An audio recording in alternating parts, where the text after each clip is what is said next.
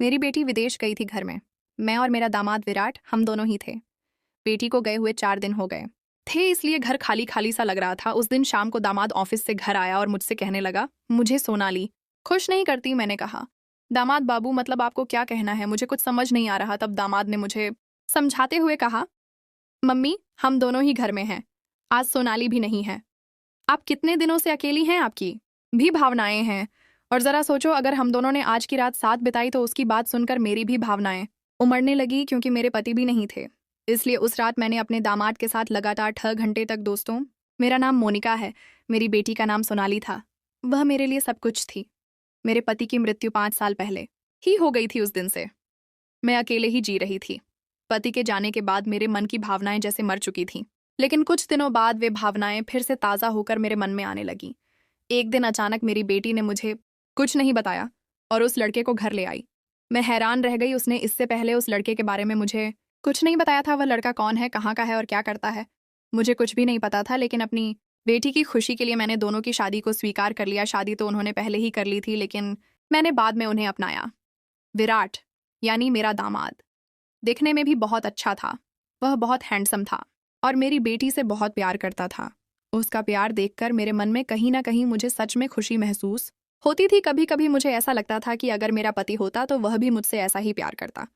मेरा मन बहुत अकेला रहता था, लेकिन मैं उन भावनाओं को अपने अंदर दबाकर जी रही थी।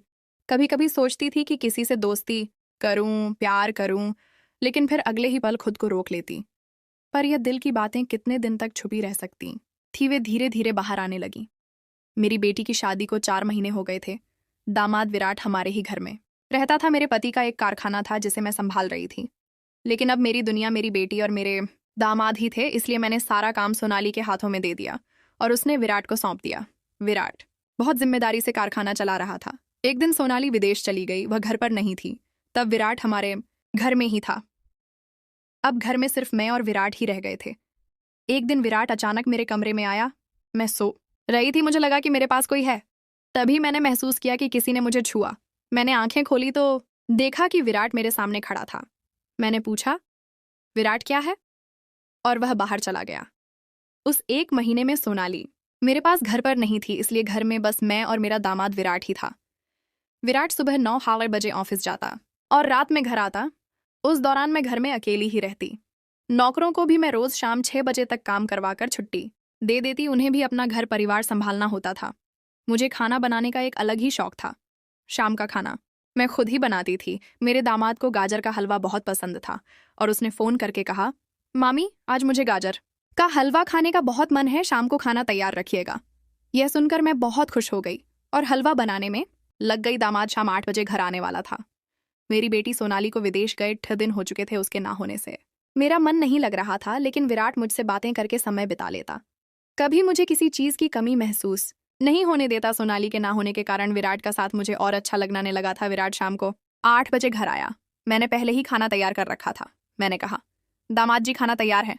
विराट बोला, हाँ मामी अभी आता हूँ। उसने हाथ मुंह धोया और खाने के लिए आया।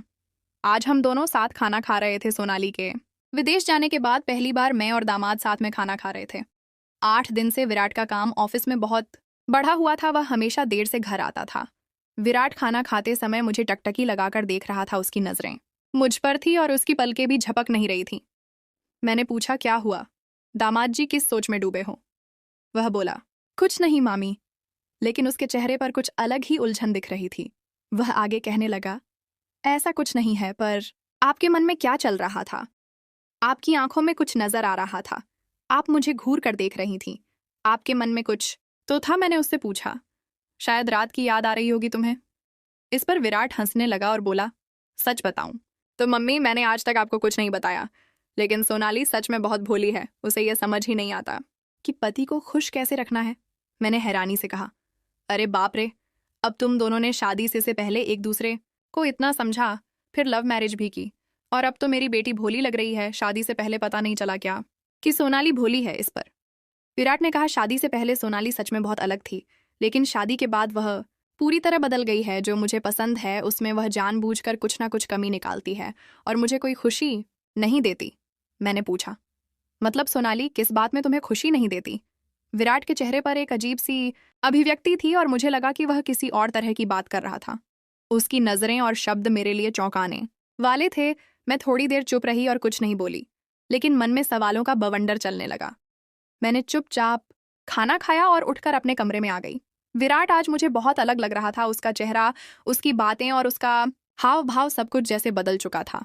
विराट पहले कभी मुझसे इस तरह खुलकर बात नहीं करता था। उसकी नज़रों में जो भाव थे उन्होंने मुझे उलझा दिया।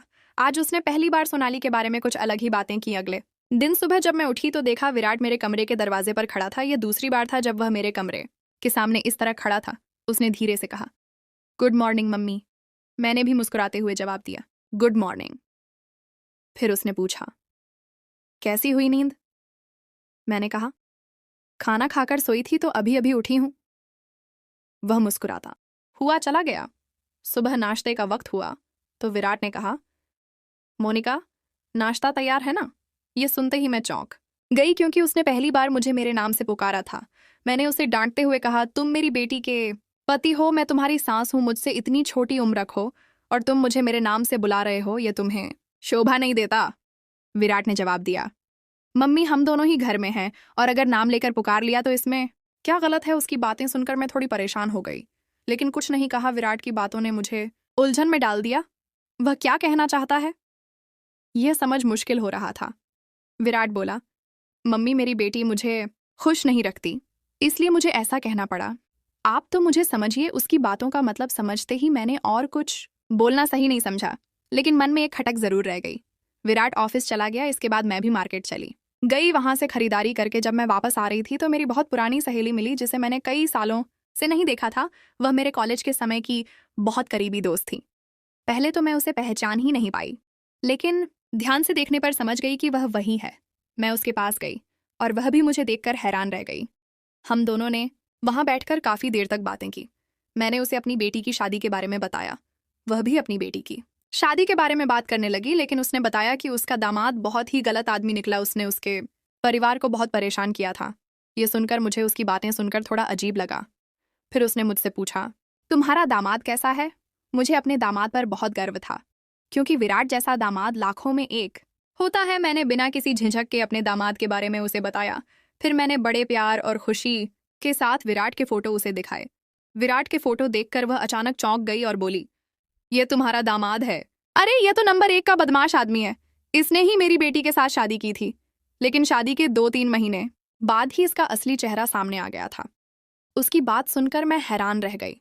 वह आगे कहने लगी, इसने हमारी पूरी प्रॉपर्टी हड़पने की कोशिश की थी, लेकिन सही समय पर इसकी चोरी पकड़ ली गई, इसलिए हम बच गए। उसकी बातों पर मुझे यकीन नहीं हो रहा था।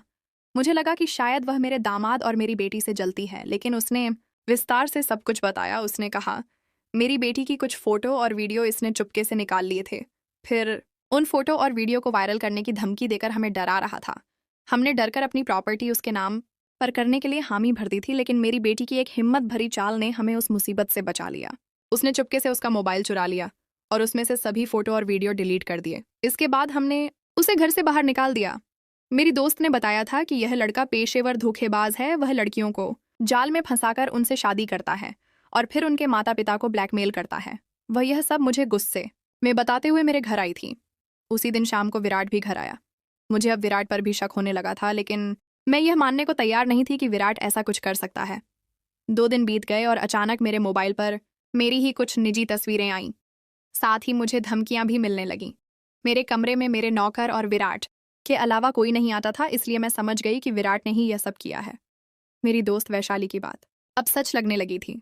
जब से मेरी बेटी विदेश गई थी, विराट का व्यवहार बदल गया था। वह अब मुझे मामी नहीं, बल्कि मेरे नाम से बुलाने लगा था। मुझे ये सब ठीक नहीं लगा। मैंने तय किया कि मैं यह सब अपनी बेटी को बताऊंगी। जब वह वापस आई तो मैंने उसे सारी बातें बताईं, लेकिन वह विराट के प्रेम में अंधी हो चुकी थी। उसे मेरी बातों पर यकीन ही नहीं हुआ। कुछ दिनों बाद उनकी शादीशुदा जिंदगी में झगड़े शुरू हो गए और धीरे धीरे विराट का असली चेहरा सामने आने लगा। विराट ने मेरी बेटी को धमकाना शुरू कर दिया। उसने कहा, अगर तुम्हें अपनी इज्जत बचानी है तो पूरी प्रॉपर्टी मेरे नाम कर दो। सोनाली को बहुत बड़ा झटका लगा। आखिरकार उसकी आंखें खुली और वह मेरे पास आकर रोने लगी। इसके बाद हमने विराट को पुलिस के हवाले कर दिया। आज वह अपने अपराधों के लिए जेल में है और हम एक बस संकट से बाहर निकल गए। दोस्तों, इस कहानी को सुनाने का उद्देश्य किसी का दिल दुखाना या किसी अनैतिक गतिविधियों को बढ़ावा देना बिल्कुल नहीं है। बस आप सबको जागरूक और सचेत करना है। अगर आपको मेरी कहानी पसंद आई हो तो वीडियो को लाइक, चैनल को सब्सक्राइब करने के साथ इस वीडियो को ज़्यादा से ज़्यादा लोगों को शेयर करें। मिलते हैं फिर ऐसी ही कहानी के साथ। धन्यवाद।